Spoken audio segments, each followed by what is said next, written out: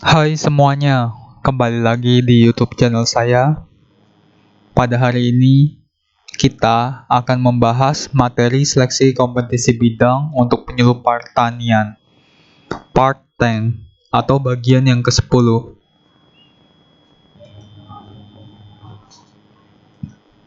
Metode penyuluhan apapun yang diterapkan oleh penyuluh tidak akan berjalan dengan mulus apabila A. Sasaran tidak canggung berdekatan atau bertemu penyuluh. B. Penyuluh telah benar-benar mengenal sasarannya. C. Antara penyuluh dengan sasaran masih ada jarak. D. Penyuluh telah meneliti keadaan sasaran yang akan disuluhnya. Jawaban yang tepat adalah C. Penyuluhan tidak akan berjalan dengan mulus apabila kalau misalnya antara penyuluh dan sasaran ada distance atau jarak. Jadi kalau misalnya penyuluh dan audiens ya atau sasaran, mereka itu masih ada jarak, jadi masih segan untuk berkomunikasi ataupun untuk meminta saran atau memberi saran. Pasti apa yang disampaikan oleh penyuluh tidak dapat ditangkap secara penuh oleh pihak sasaran. Berikut ini yang bukan termasuk faktor eksternal yang mempengaruhi perilaku sasaran adalah A. Pengetahuan sejak kecil. B. Adat istiadat. C. Keyakinan yang dianut. D. Kondisi fisik lingkungan. Jawabannya saya agak ragu ya antara A atau C, tapi saya pilih yang C. Karena adat istiadat ini merupakan faktor eksternal dari diri sasaran, kondisi fisik lingkungan juga faktor eksternal yang masuk atau pengetahuan sejak kecil dan keyakinan yang dianut. Karena pengetahuan itu adalah internal ya, internal si anak, dan juga keyakinan nih bisa diomongin antara internal atau eksternal. Jadi jawabannya A atau C, tapi saya lebih prefer yang ke A.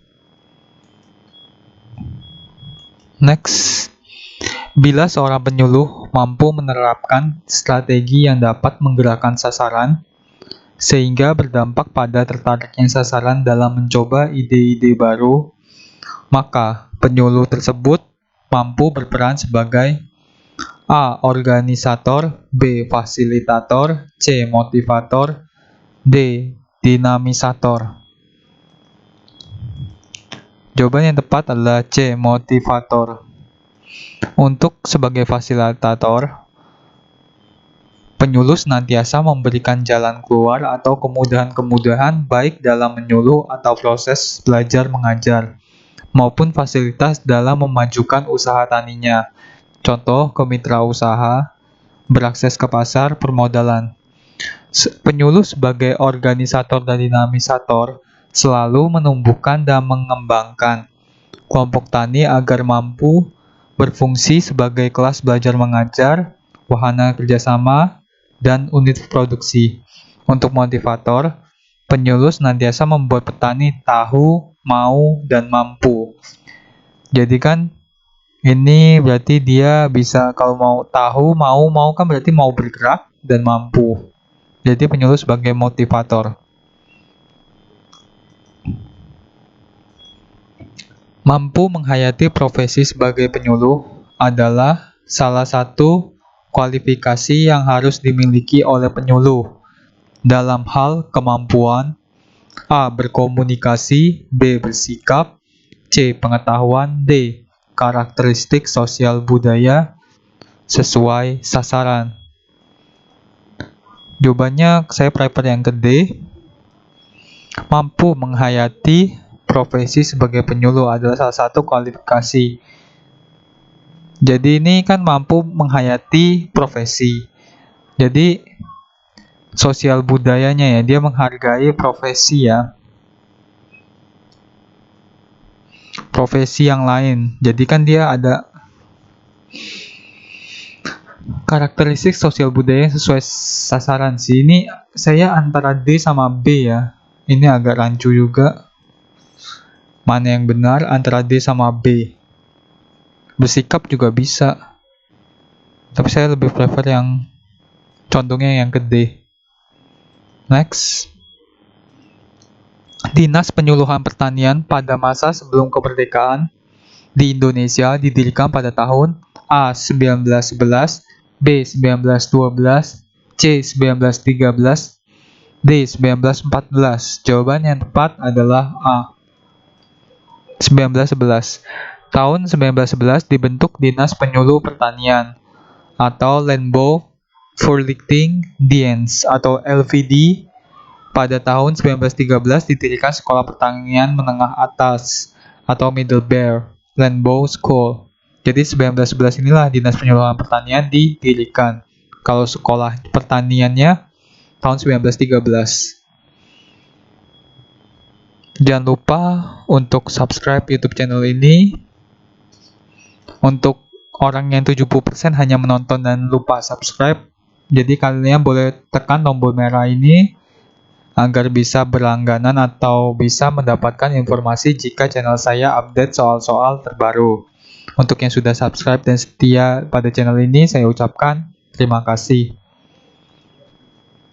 Dan sekarang di Indonesia sedang ada pandemik ya, pandemik coronavirus ya, novel coronavirus. Saya harapkan kalian bisa stay safe selama, jika kalian berada di Jakarta berarti kalian sedang mengalami libur ya, atau lockdown, ataupun mungkin belajar online atau kerja online. Dan semoga saja kalian bisa tetap sehat dan jaga badan, jaga kondisi badan, dan juga jangan lupa sering cuci tangan, pakai sabun, gunakan masker bila batuk atau pilek, konsumsi gizi seimbang, hati-hati kontak dengan hewan, rajinlah olahraga dan istirahat cukup. Jangan konsumsi daging yang belum dimasak, dan bila batuk pilek boleh segera ke fasilitas kesehatan ya. Semoga kita bisa sehat semuanya. Program penyuluh pertanian terdiri atas penyuluhan desa, kelurahan, atau unit kerja lapangan. Program penyuluhan kecamatan, penyuluhan kabupaten, kota, provinsi, dan nasional. Merupakan amanat dari Undang-Undang A. Nomor 25 Tahun 2006, B. 16 Tahun 2006, C. Nomor 15 Tahun 2005, D. Nomor 17 Tahun 2005. Jawabannya adalah yang B. Nomor 16 Tahun 2006.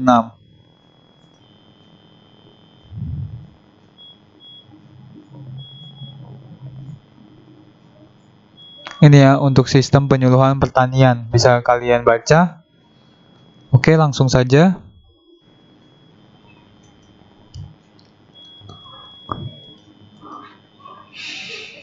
Bahan yang akan disampaikan oleh para penyuluh kepada pelaku utama dan pelaku usaha merupakan pengertian A. Rencana kerja, B. Penyuluhan pertanian, C. Sistem penyuluhan, D. Materi penyuluhan.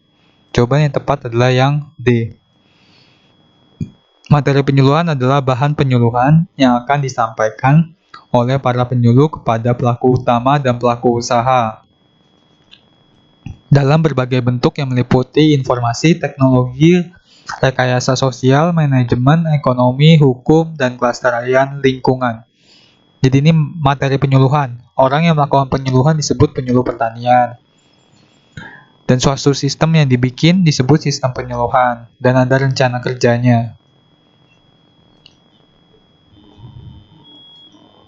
Di bawah ini merupakan prinsip-prinsip penyusunan program penyuluhan pertanian, kecuali A. Cepat, B. Terukur, C. Realistis, D. Bertanggung gugat. Jawabannya adalah yang A. Kecuali ya, ini mungkin bertanggung jawab ya. Karena untuk membentuk sistem penyuluhan, kita harus ada terukur, apa yang mau kita ukur, dan realistis, bagaimana kondisi lapangan, dan bertanggung jawab, baik itu kepada petani ataupun kondisi lingkungan tempat kita akan menyusun atau melakukan program penyuluhan pertanian. Program penyuluhan diselenggarakan secara terbuka antara penyuluh, pelaku utama, dan pelaku usaha. sehingga dapat diketahui oleh sesama unsur terkait. Merupakan pengertian prinsip penyuluhan pertanian, yaitu A. Demokrasi, B. Terpadu, C. Partisipatif, D. Transparan. Jawabannya adalah yang transparan. Transparan adalah program penyuluhan diselenggarakan secara terbuka antara penyuluh, pelaku utama, dan pelaku usaha, sehingga dapat diketahui oleh sesama unsur terkait. Jadi transparan itu tidak ada yang disembunyikan. Jadi semuanya terbuka, jelas, dan bisa dilihat oleh siapa saja. Soal yang terakhir, di bawah ini yang bukan merupakan unsur program penyuluhan pertanian adalah A. Pelaksanaan, B. Keadaan, C. Tujuan, D. Permasalah. Jawaban yang tepat adalah A. Pelaksanaan. Unsur program penyuluhan ini, kegiatan penyuluhan ini menggambarkan keadaan sekarang, yang berarti keadaan, tujuan yang akan dicapai, tujuan, dan masalah yang dihadapi. Ada masalah. Dan rencana kegiatan penyuluhan yang dilakukan secara partisipatif guna mendukung pencapaian suatu program pembangunan pertanian. Jadi ini adalah unsur-unsurnya, 3 ini unsur. Pelaksanaan itu bukan termasuk unsur tapi eksekusinya ya. Eksekusi dari program penyuluhan ini. Oke, tak terasa sudah 10 soal lagi kita bahas di SKB Penyuluh Pertanian bagian yang ke-10 juga. Semoga kalian bisa belajar lebih fokus lagi, dan jika kalian memang belum terlalu paham, bisa mengulang dan menonton video-video saya, dan saya juga sudah ada 10 part ya untuk penyuluhan pertanian, boleh ditonton ulang jika kalian kurang mengerti dan kurang paham. Dan juga untuk kalian yang memiliki jabatan fungsional berbeda, kalian bisa cari di Google untuk jabatan fungsional kalian. Ketik aja jabatan apa yang kalian daftar pas CPNS, dan kalian cari peraturan perundang-undangan untuk jabatan fungsional kalian, biar kalian bisa lebih banyak ilmu dan info lagi mengenai jabatan kalian untuk menghadapi SKB. Mungkin itu saja untuk pembahasan soal hari ini. Akhir kata saya ucapkan terima kasih, selamat belajar, dan semoga kalian dapat menggapai impian kalian.